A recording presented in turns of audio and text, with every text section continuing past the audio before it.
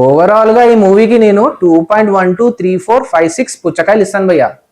Hi guys, ఇరుముడి movie ఇప్పుడే చూసొచ్చాను భయ్యా.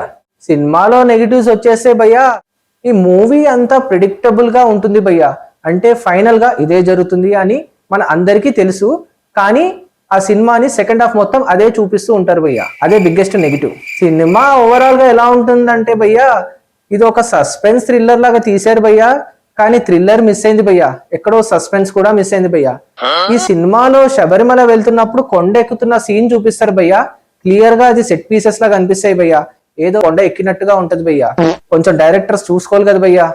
ఈ సినిమా విలేజ్ బ్యాక్ డ్రాప్ లో నడుస్తుంటది భయ్యా. అయితే హీరో కూతురు వాళ్ళ ఫ్రెండ్ చాలా పాష్ బట్టల్లో తిరుగుతూ ఉంటది భయ్యా.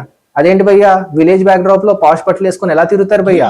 ఓవరాల్ గా ఈ మూవీకి నేను 2.123456 పుచ్చకాయలు ఇస్తాను భయ్యా. ఈ సినిమా మీరు చూసారు కదా, మీరెన్ని పుచ్చకాయలు ఇస్తారో కమెంట్ చేసేయండి. సబ్స్క్రైబ్ చేసుకోవచ్చు కదా. చూపు చూపు.